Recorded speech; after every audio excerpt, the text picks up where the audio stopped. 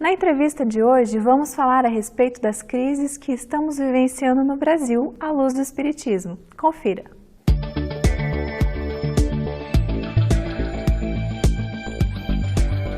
Olá, amigos! Enorme satisfação adentrar os vossos lares para hoje falarmos aqui com Daniel Pereira, ele que é engenheiro civil e vai nos falar hoje, Daniel, muito obrigado pela tua presença, as crises contemporâneas do Brasil à luz do Espiritismo. Nós sabemos que as crises, elas são mais ou menos cíclicas em todas as nações, né? Com o Brasil não é diferente, ainda que seja um país relativamente jovem.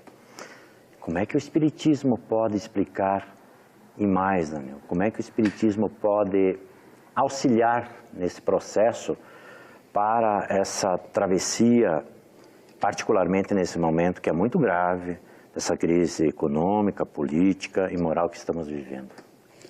Acho que esse é o ponto, né? Auxiliar, Daniel, o contributo que o Espiritismo pode oferecer. Antes de mais nada, dizer que é uma alegria, uma satisfação imensa poder retornar aqui também e rever amigos tão queridos como você. Obrigado. Eu acho que talvez o principal contributo que o Espiritismo pode nos oferecer é fazer com que nós reconheçamos que a crise que nós vivemos hoje no nosso país não é apenas uma crise política, não é apenas uma crise econômica, financeira, mas que também vivemos uma crise de princípios, Daniel. Uma crise de valores morais, de valores éticos, que vão corroendo não apenas as esferas públicas da nossa nação, mas também vão correndo aos poucos a nossa vida privada, a nossa vida particular, a nossa família e, às vezes, o nosso mundo íntimo. E aí, eu acho que o Espiritismo, mas também todas as religiões podem oferecer um grande contributo, porque passam a iluminar um templo sagrado, mas que anda tão abandonado, que é o nosso coração. E com essa luz, a gente passa a compreender, a entender que nós vivemos também, Daniel, uma crise de solidariedade genuína, uma crise de caridade desinteressada, uma crise verdadeira de amor. E toda vez na história da humanidade que nós distanciamos do amor, nós também saímos dos trilhos da verdade. E sem amor e sem verdade não há como viver e há sim como agravar toda e qualquer crise, seja de ordem pública como a do nosso país, seja de ordem particular como muitos de nós vivemos. Daniel, eu queria resgatar um pouquinho da sua fala inicial, dizendo que as nossas famílias, os lares, a sociedade de maneira geral, ela tem sido invadida por essa onda, digamos assim, desestruturante e desafiadora. Pela qual estamos vivenciando. Você quer dizer que nós, enquanto cidadãos, enquanto individualidades, temos também, posso colocar, quem sabe inadequadamente, o termo culpa nesse processo, ou, quem sabe, ao invés de culpa, temos responsabilidades por esse estado de coisas, mas também em colaborar para fazer com que seja debelada essa situação? Qual é a visão da doutrina espírita acerca dessa questão? Eu acho que, com toda certeza, né? Nós somos, de uma certa forma, espíritos dividados com a terra que nos acolhe. E temos responsabilidades perante ela, Daniel. Isso a gente não pode duvidar jamais. E a doutrina espírita, ele nos dá um grande contributo, um esclarecimento através dos seus postulados fundamentais, que são a imortalidade da alma, a reencarnação, a lei de causa e efeito. E ela vem nos dizer que nós, sobretudo nós que aqui estamos no Ocidente, Daniel, nós não somos espíritos novos, nós já somos espíritos vividos, que já estabelecemos vínculos em outras coletividades, em outras nações. O que muda, na verdade, são os cenários, os atores continuam sendo os mesmos. Então, quem sabe nós já nos vinculamos na Europa colonizadora do passado, nos movimentos tristonhos do mundo, da Idade Média, já nos vinculamos na Palestina do século zero. O certo é que nós, de uma forma ou de outra, atraímos débitos individuais similares e débitos coletivos também similares, que nos fazem estarmos aqui hoje reunidos no solo dessa nação, sob o magnetismo imponderável dessa lei de justiça. E se estamos aqui reunidos, é por um propósito e é por responsabilidade absoluta, e não precisamos e não nos devemos, na verdade, fugir delas. Pelo que eu entendi, você está querendo dizer que nós nascemos aqui, não só no planeta Terra, tanto quanto no Brasil, por acaso. Há algo que nos situou na sociedade em que estamos vivendo. É esta a proposta de esclarecimento da doutrina espírita quanto à responsabilidade que assumimos? Não tenha dúvida que sim, não tenha dúvida que sim. A gente costuma dizer, Daniel, que a espiritualidade, a sabedoria divina, ela não joga dados, ela não faz sorteios para definir qual país nós encarnaremos, quais serão as terras que nos acolherão. Então, se nós estamos aqui encarnados, é por um propósito, é por um significado maior.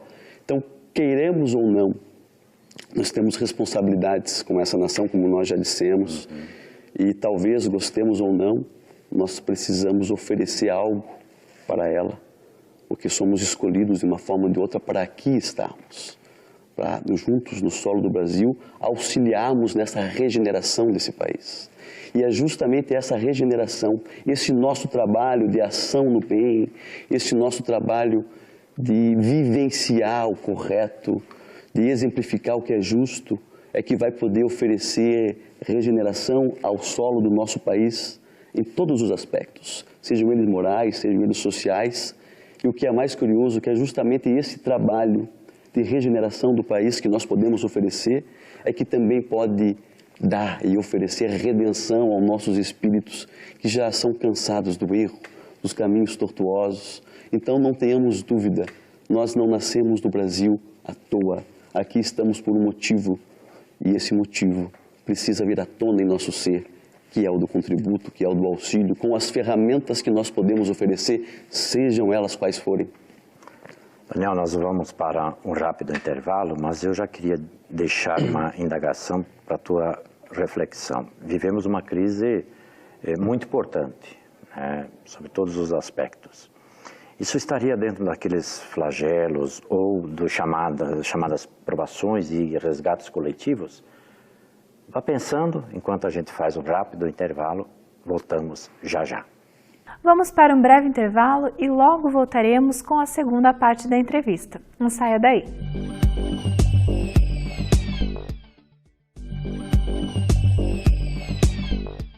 Voltamos com o segundo bloco. As crises contemporâneas no Brasil são o foco da entrevista de hoje. Vamos assistir. Estamos de volta e perguntamos a Daniel se essas situações pelas quais estamos passando no Brasil, elas significam ou estariam incursas dentro daquele conceito de serem provações ou resgates coletivos. Chegamos a tanto, Daniel? Olha, nós não podemos ignorar essa hipótese, Daniel, né? O fato que o Espiritismo nos esclarece que assim como cada individualidade que atrai para si as consequências boas ou más das suas ações no passado, seja na vida presente, na vida em curso ou nas vidas anteriores, certamente as coletividades também atraem para o seu seio as consequências amargas ou as consequências doces daquilo que fizeram, que os seus indivíduos que se reuniram em coletividade fizeram. Agora é importante só fazer um parênteses, Daniel, que coletividade aqui nós estamos tratando como um conjunto de espíritos que se agrupam por afinidades. E talvez essa afinidade pode ser um débito semelhante. Então, sim, pode ser, de fato, é uma grande hipótese. O que precisa ficar claro sempre é que débitos coletivos, provações coletivas, resgates coletivos, assim como individuais, eles não são processos de penalidade da justiça divina. Eles não vêm nos penalizar com esta mão forte, até porque a lei divina, além de ser uma lei de justiça, é uma lei de amor, mas sobretudo uma lei de misericórdia. Então esses processos que podem ocorrer e que podem estar em curso, sim, porque como o próprio Humberto de Campos nos cita em uma obra chamada Brasil, Coração do Mundo, Pátria do Evangelho, né? Nós que aqui estamos, de certa forma, temos vínculos com a Europa colonizadora, temos vínculos com outras nações que fizeram desse país, ao invés de um povoamento conciliatório, uma colonização um pouco mais injusta, um pouco mais árdua. Então pode ser sim um processo de resgate, na verdade de débito coletivo, mas o que nós temos que ter em mente sim, sempre é que este é um remédio para nós. É um remédio para os espíritos que aqui se vinculam, às vezes um remédio amargo, mas nós gostamos de dizer que é um remédio amargo, o amargo do boldo, que quando a gente conhece e entra na boca, ele é um pouco ruim, um pouco amargo mesmo, mas quando cai no ventre, se digere, se torna salutar. Então, de fato, talvez alguns desses desmandos, alguns dessas dificuldades, desses sofrimentos, pode ser um caminho tortuoso, é verdade, dolorido, mas um caminho para a nossa redenção e regeneração.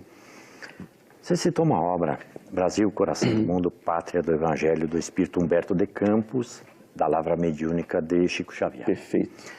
Esta obra, pode falar sobre ela, parece que a espiritualidade, ela traça, digamos assim, uma diretriz bastante segura quanto ao fato de que o Brasil se constitui pátria do Evangelho, portanto, deve ser a pátria que abrigará muitos espíritos e aqui a árvore do Evangelho efetivamente deve vicejar.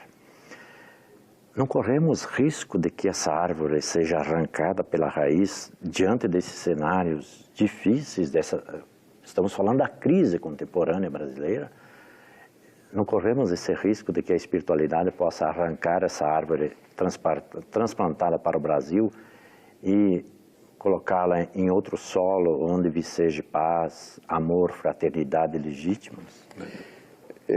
Primeiro a gente tem que entender, acho eu, Daniel, o que é que Humberto de Campos, o que é que a espiritualidade superior quis nos dizer com essa obra.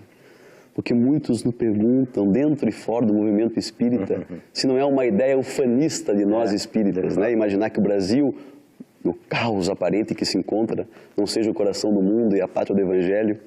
E antes de responder, a gente costuma fazer uma outra inquirição, que é a seguinte: qual cristão hoje, em sã consciência, pode dizer que a Galileia do século zero não era o coração do mundo e a pátria do Evangelho?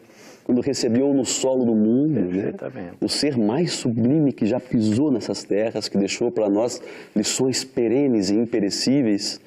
Porém, se a gente ler rapidamente o Evangelho, a gente vai ver que essa não era uma ideia vigente na época. Que os contemporâneos do Cristo nada esperavam da Galileia. De fato. Nada. Aliás, é uma expressão que nada de bom poderia vir da Galileia, a não ser frutas e legumes. Né? É verdade. Então, ou seja, quem lá estava assim não enxergava. Será que hoje nós temos as lentes corretas para compreender que somos o coração do mundo e a pátria do Evangelho? E é importante, já lendo os capítulos iniciais dessa obra, entender qual é o aspecto relevante para o Brasil. E Humberto de Campos deixa isso bem claro, logo no início, que para o Brasil não possui, na verdade, o objetivo de ser uma nação modelo econômico, modelo político, modelo financeiro, que vai colocar o mundo todo aos seus pés. Não é esse o propósito da nossa nação, Daniel. Pelo contrário, o propósito da nossa nação, e cunha Humberto de Campos, já no início, um diálogo do Cristo com Ismael, que é o anjo protetor do Brasil, é ser o hospital do mundo. Porque o Cristo mesmo fala nesse diálogo que ao seu coração chegou muitas súplicas de espíritos de consciência poluída, que querem, anseiam, sedentos pela sua regeneração. São inquisitores do passado, batalhadores das cruzadas, senhores feudais embriagados no poder, no vício e na vaidade, mas que precisam a todo momento de uma nova oportunidade. E ela vai ser dada, está sendo dada aqui, no seio do nosso país. Então, o que fica claro, lendo essa obra, é que o Brasil é, sim, o hospital do Cristo. E é difícil imaginar que alguém, em sã consciência, adentre no hospital e se preocupe porque está vendo muitos doentes. Está vendo muitos doentes porque lá é o local correto onde eles devem estar, como aqui é o local correto, onde esses espíritos que possuem e querem regeneração com a lei devem estar. Daniel, Nosso tempo acabou, lamentamos muito, sua presença muito agradável, o assunto foi maravilhoso em ser abordado, agradecemos a tua presença aqui. A Vida em Foco continua, por favor, aguarde a extensão.